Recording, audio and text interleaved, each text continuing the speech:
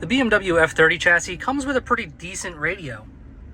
The iDrive screen works well, it's nice and smooth, it does everything you need it to do, although it lacks a few things. It does not have CarPlay compatibility, and my car in particular, since it's ultra base model, doesn't have a backup camera. So we're going to try and fix that today.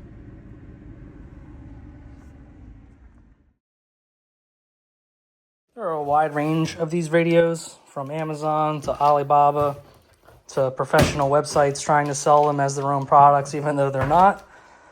Got this one from Amazon, $300. We're going to just try it out and see how it is. Some of these are hit or miss. I've installed quite a few of these in multiple different brands of vehicles. So this one had really good reviews. Like I said, I got it from Amazon. I'll put a link in the description. It will be an affiliate link.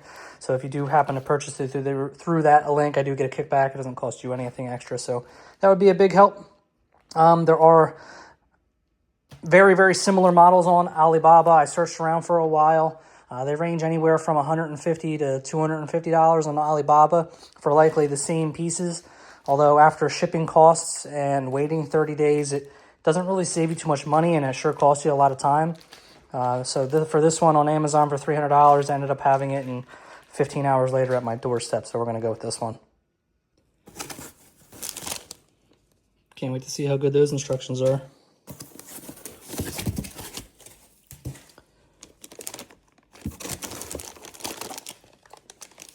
Got a good amount of weight to it. It's usually a good sign.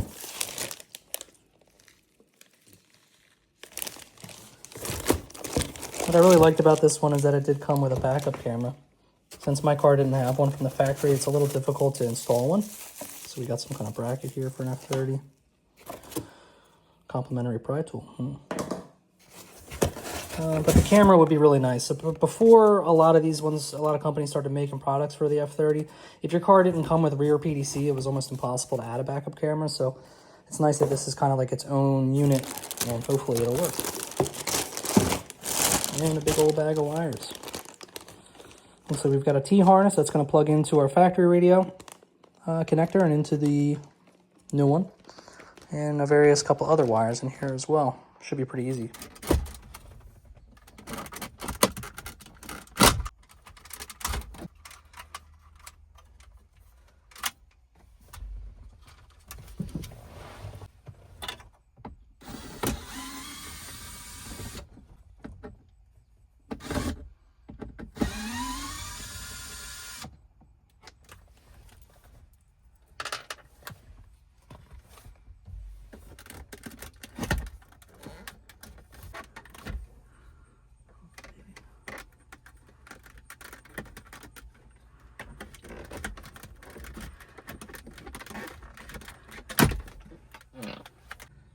Something to note in a lot of the descriptions of these radios is that they specifically want you to check the FACRA connector here, the LVDS cable, to make sure that it has at least 6 pins, which there's 4 in the center and then an additional 2 on the very left side of this connector, so it would be a total of 6.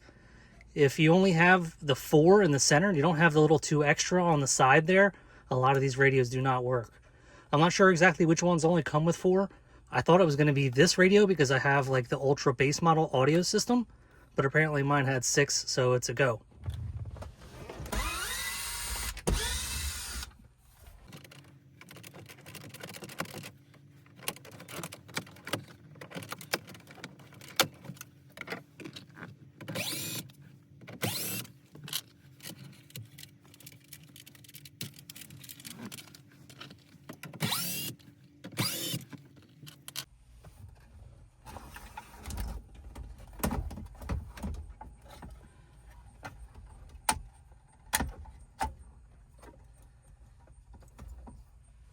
It looks like you only have to disconnect the one main plug here and not any of the other FACRA connectors. It does say in the instructions that if you do have a MOS bus connection, which is like a fiber optic connection, that you have to swap that over to the new connector. However, it doesn't look like my vehicle has any MOS bus connection here. It would be in these 2 slots. So mine doesn't have any kind of MOS bus connection or fiber optic connection, so we're not going to be using it. The harness that it comes with looks pretty straightforward. This gets plugged into the main harness and then into the back of the radio. This other connection we're not going to be using. This other connection we're not going to be using. This says to use it when you don't have an OEM knob, so we're not going to be using that. And then the other side is going to be the side that goes up to the radio. We have the main plug. And then really the only ones we're going to be using here, we're going to be trying to get the rear camera working. So we're going to be hopefully using the rear camera and camera 12 volt. I think these are going to be the only two that we use. The instructions don't say at all how to hook up the rear view camera, but I'm assuming that the harness that it comes with only has 2 leads, so it would probably be plugging into these. So we're going to run it up through the dash here in the center and then get it plugged in. This is already plugged in from the factory as well. I'm not sure in which instance you would unplug that, or this one, ground A and ground B, were already put together.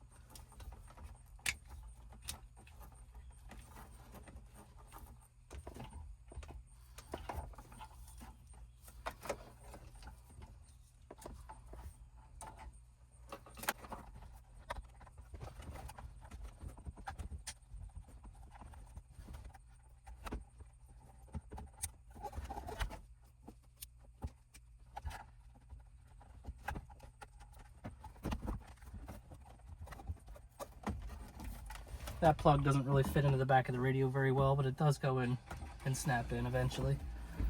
There are 2 types of radios that these cars are going to have. It's going to have this one, which is like the base head unit. It doesn't have much to it. It's like I said, the most base model head unit you can get. However, a lot of these cars have the NBT or MBT Evo head units, and they're twice as thick. So if you have one of those head units, you might have a little bit harder of a time fitting all these wires stuffed back in there. So it doesn't look like it's going to be an issue. I have all this room under here to situate these wires, so when I do go to fit this back in all the way, really shouldn't be too much of an issue.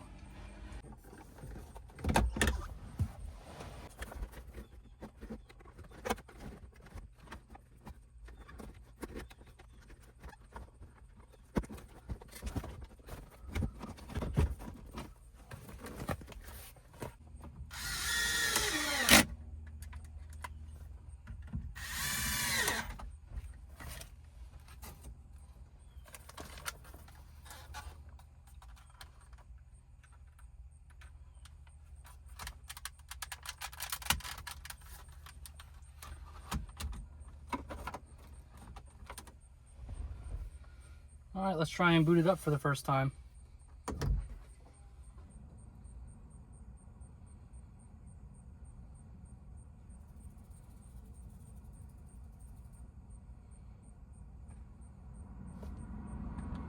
It's a pretty fast boot up for first time being plugged in.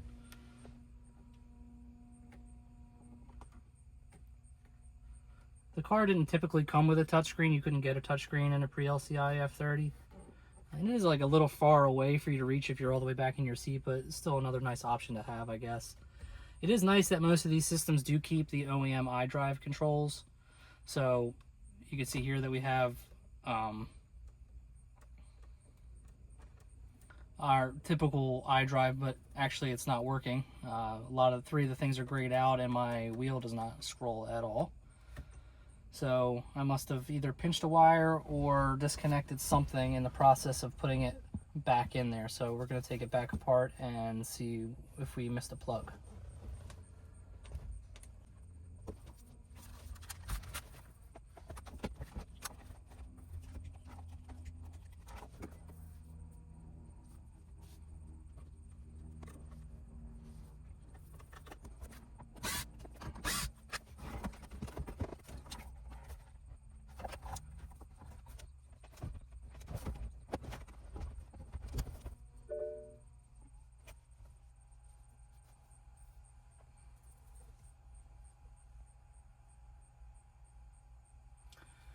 So now it looks like we've got everything back. It looked like this connector on the big main connector on the head unit wasn't pressed in all the way.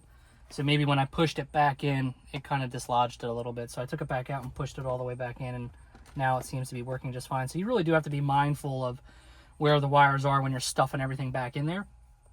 I would say that if you do have the thicker head unit, it is going to be a bit of a chore getting all of the wires situated back there because there is only so much room.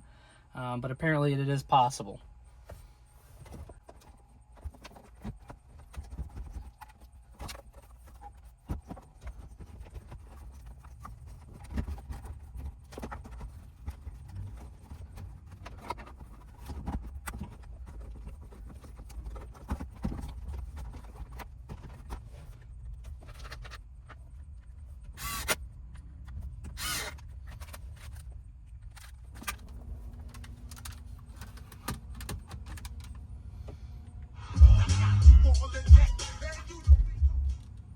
Good, we have audio, so as soon as you plug in this panel, because this has all the volume controls, that seems to work. Steering wheel controls still seem to work, so that's plus.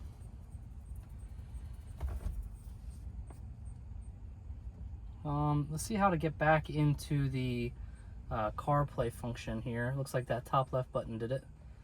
So we'll try to pair up our phone now. So Bluetooth hooked right up.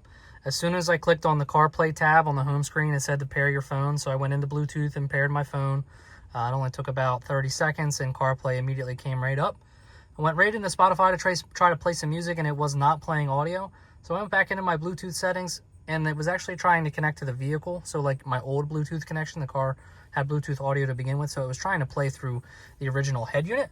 So I clicked on the BMW Bluetooth, you know, the one that you used to be connected to for the car, and just forgot that device so that it would no longer pair to it, and then repaired it to the CarPlay unit, the new CarPlay unit.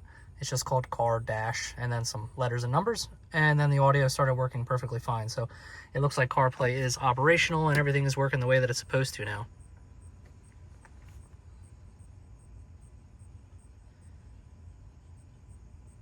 And so that's pretty much it. If you don't have a backup camera, or maybe your car already had one, I'm not sure what the procedure is if you already had a backup camera. I'm not sure if it would already just work.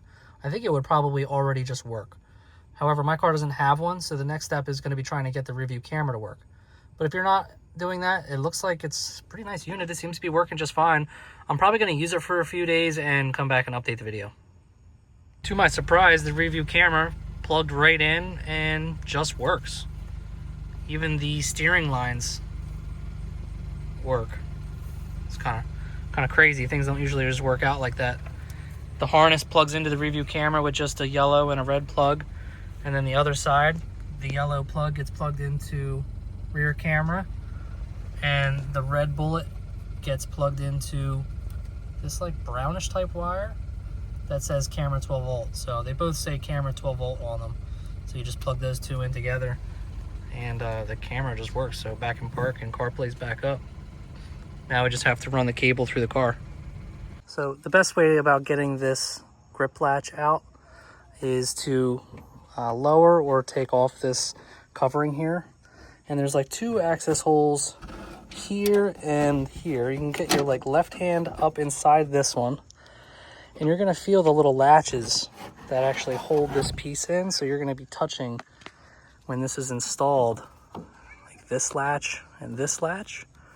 You can kind of push them down with your fingers and pop this bottom side out, and at the same time use the same plastic pry tool and just kind of wedge it in there and then pop it out on both of those spots there, and then it'll come right out. There's one electrical connector that you have to disconnect for the micro switch, and it looks like you have to swap over the micro switch as well. So it looks like it's like this whole little housing right here gets swapped over. So it looks like a couple of these four of these tabs come loose, and then the micro switch housing comes off. And so that's the micro switch housing snapped onto the new piece with the rear view camera. You can see this little arm pushes on the micro switch, and that's what actually does it. But it's just these four latches, and the whole little cover comes off. Looks like the best way to run the cable is once you poke it through, you can connect it to the actual main harness. Let me start at the front because this is where I started. So the two connections there at the head unit, drop them down underneath and remove this under panel, and you can catch those two connectors as they fall down. Up over the airbag, down the side here, follow the carpet all the way back. I didn't take this panel off, I just kind of tucked it up underneath. Along the back here, pull the bottom of the seat up, and you can wrap it all the way around this plastic trim. Through here, around the back, you can tuck it into the back in between the seat back and the felt. Tuck it along here and run it all the way into the trunk. All the way into the trunk, take this push clip out, put it on the other side, come through here. This thing has two clips that you can open up here and route it through this channel. Just make sure you leave a little bit of extra slack in this area because it is where the trunk opens and closes. So leave a nice little loop right there so that you're not stretching the wire. Up and through the bottom here, and if you do take this panel all the way off, it's really easy, but if you just lower it down a little bit, you can pick the wires up through here and plug them into the camera that you just installed here. So I've been using the system for about 2.5 days now. I did have one problem with it. Intermittently, it would just lose audio. CarPlay would still work and it would act like it was still playing a song, but there would be no audio. What I did find was that if I wiggled the screen back and forth while it was doing that, the audio would come back. But it kept kind of coming in and going out. So I did remove the screen again, not all the way removed. I just kind of removed this trim piece and took the two bolts out and lifted it up and was just playing with the connectors on the back. And as soon as I started touching those connector, the main connector for the screen, it was doing the audio fading in and fading out. So I think it just wasn't plugged in or seated all of the way, or maybe one of the pins was a little bit loose. Regardless, just kind of reaching back there and jamming the connector further into the screen seemed to fix the concern, and I haven't had that issue since. But otherwise, it works great. I haven't really had any other problems with it.